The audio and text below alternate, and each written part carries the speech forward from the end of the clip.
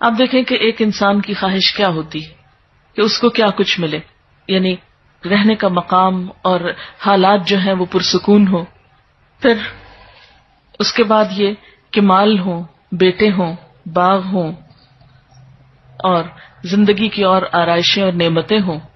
یہ ساری چیزیں کہاں سے ملتی ہیں، کیسے ملتی ہیں؟ استغفار سے ملتی ہیں.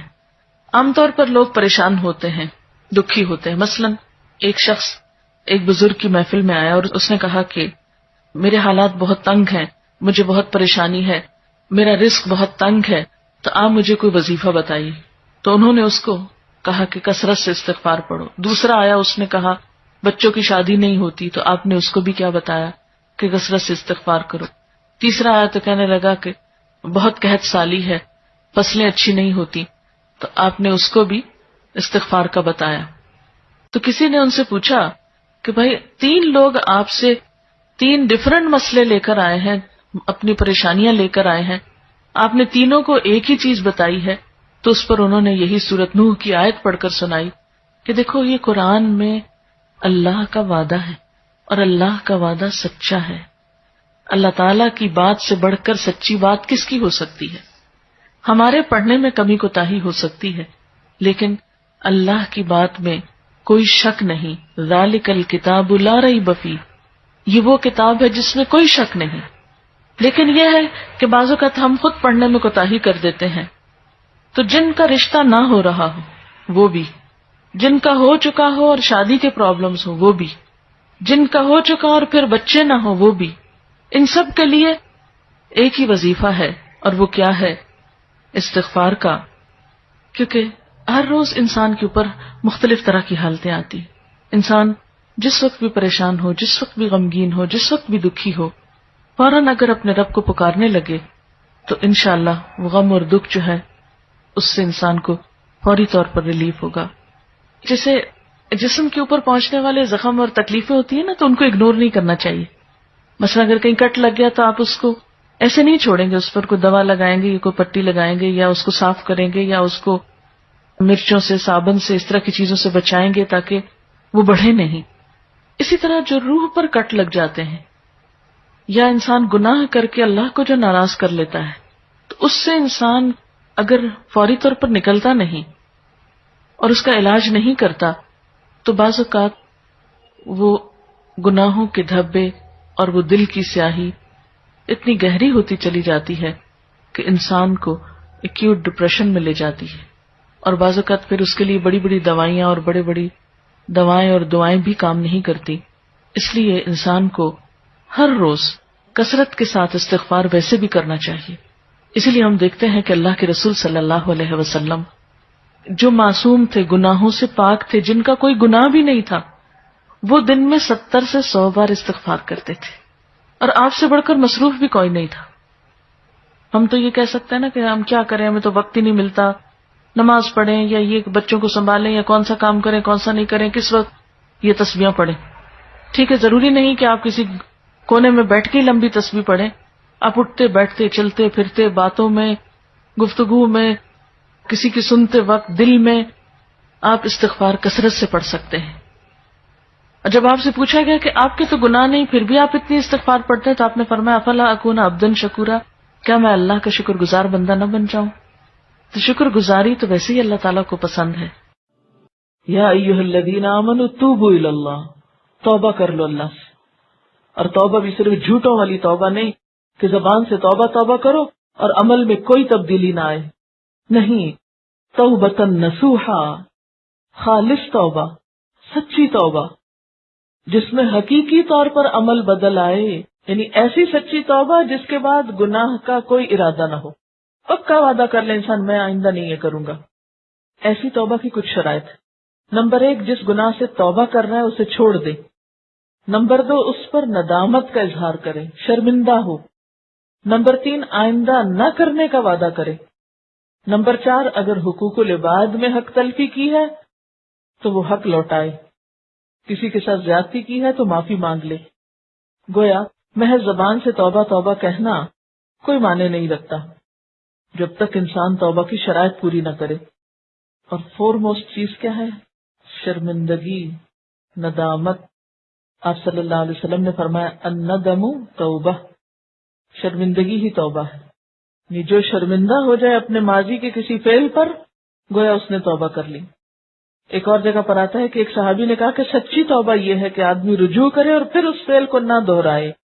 تو نتیجہ کیا ہوگا؟ عسى ربكم ان يكفر عنكم سيئاتكم، بعید نہیں، امید ہے کہ اللہ تمہاری برائیاں تم سے دور کر دے گا. عسى یعنی جب تم توبہ کرو گے تو پھر تمہیں امید دلائی جاتی ہے کہ وہ توبہ قبول کر لے گا. بخشش مانگنا، استغفار پڑھنا، اللہ سے توبہ کرنا دنیا کی نعمتوں کو حاصل کرنے کا ذریعہ بھی ہے اور آخرت کی بھلائی کا ذریعہ بھی ہے. سورۃ نوح میں اللہ سبحانہ و تعالی فرماتے ہیں، حضرت نوح علیہ السلام نے اپنی قوم کو استغفار کرنے کو کہا، اور کیا کہا؟ فَقُلْتُ اسْتَغْفِرُوا رَبَّكُمْ، میں نے اپنی قوم سے کہا کہ اپنے رب سے استغفار کرو، اپنے رب سے معافی مانگو. تو نتیجہ کیا ہوگا؟ انہو کان غفارا، بے شک وہ بہت زیادہ معاف کرنے والا ہے. یرسل السماء علیکم مدرارا، تم پر آسمان سے خوب بارشیں برسائے گا، آسمان کو تم پر برسنے والا بنا دے گا.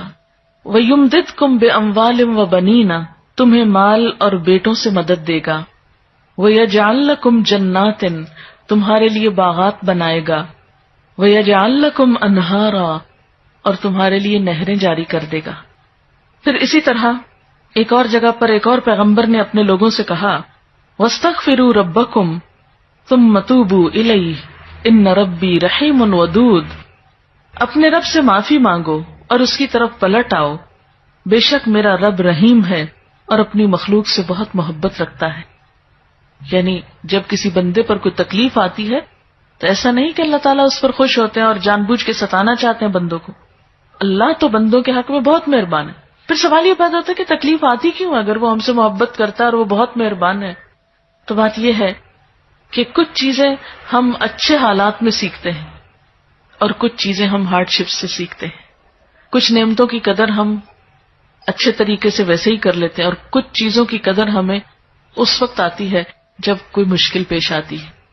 آپ دیکھیے کہ اس کی مثال یوں ہی ہے کہ جیسے کچھ کھانے آپ کچے ہی کھا لیتے ہیں، جیسے فروٹس وغیرہ ہیں، آپ کو پکانے کی ضرورت نہیں ہوتی، لیکن کچھ کھانے آپ کو پکا کر کھانے ہوتے ہیں.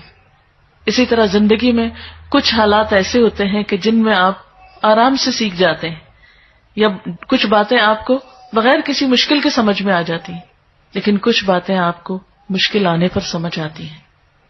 اور جس طرح انسان پختہ اور میچیور ہوتا ہے مشکلات میں، آپ نے دیکھا ہوگا کہ جو بچے ہارڈ شپس میں پلتے ہیں وہ بڑے ہو کر ان میں اسٹیمنا زیادہ ہوتا ہے، لیکن جو بچے بہت نعمتوں میں اور نازوں میں پلتے ہیں وہ اتنے بہادر اور اتنے ہمت والے نہیں ہوتے.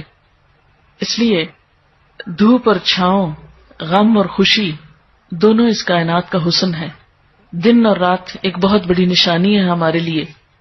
تو اس لیے جب تکلیف آتی ہے تو اس موقع پر انسان اللہ کی طرف زیادہ رجوع کرتا ہے، اللہ کو زیادہ یاد کرتا ہے، زیادہ ذکر کرتا ہے، اور اس طرح انسان کے گناہ دنیا میں ہی معاف ہونے لگتے ہیں. ایک اور جگہ پر آتا ہے وَأَنِ اسْتَغْفِرُوا رَبَّكُمْ ثُمَّ تُوبُوا إِلَيْهِ يُمَتِّعْكُمْ مَتَاعًا حَسَنًا، اور یہ کہ تم اپنے رب سے معافی چاہو اور اس کی طرف پلٹ آؤ تو وہ تم کو اچھا سامان زندگی دے گا. یعنی دنیا کی اچھی نعمتیں کس سے ملیں گی؟ استغفار سے. اور اس کے لیے دعائیں کیا ہیں؟ ربنا اغفر لنا، یہ قرآن پاک کی دعائیں ہیں استغفار کی. ربنا اغفر لنا ذنوبنا واسرافنا فی امرنا وثبت اقدامنا. ایک اور دعا ہے ربنا آمنا فاغفر لنا وارحمنا وانت خیر الراحمین. پھر اسی طرح ربنا ظلمنا انفسنا وان لم تغفر لنا وترحمنا لنکونن من الخاسرین انت ولینا فاغفر لنا وارحمنا وانت خیر الغافرین. پھر اسی طرح ربنا فاغفر لنا ذنوبنا وکفر عنا سیئاتنا وتوفنا مع الابرار. پھر اسی طرح رسول اللہ صلی اللہ علیہ وسلم نے بھی کچھ ایسی دعائیں سکھائی ہیں جو استغفار کا ذریعہ ہیں. رب تقبل توبتی واغسل حوبتی واجب دعوتی وثبت حجتی واہد قلبی وسدد لسانی واسلل سخیمۃ صدری رب اغفر لی وتب علی انک انت التواب الغفور استغفر اللہ الذی لا الہ الا هو الحی القیوم واتوب الیہ اللہم انی ظلمت نفسی ظلما کثیرا ولا یغفر الذنوب الا انت فاغفر لی مغفرۃ من عندک وارحمنی. اسی طرح اللہم اغفر لی خطیئتی وجہلی واسرافی فی امری وما انت عالم به منی اللہم اغفر لی جدی وہزلی وخطیئتی وعمدی وکل ذلک عندی. اسی طرح اللہم اغفر لی ذنبی کلہ دقہ وجلہ واولہ وآخرہ وعلانیتہ وسرہ. تو یہ استغفار کی دعائیں جو ہیں یہ انسان کے لیے بہت سی رحمتوں اور بخششوں کے اور عنایتوں اور برکتوں کے دروازے کھولتی ہیں. استغفر اللہ استغفر اللہ استغفر اللہ اللہم اغفر لی اللہم اغفر لی.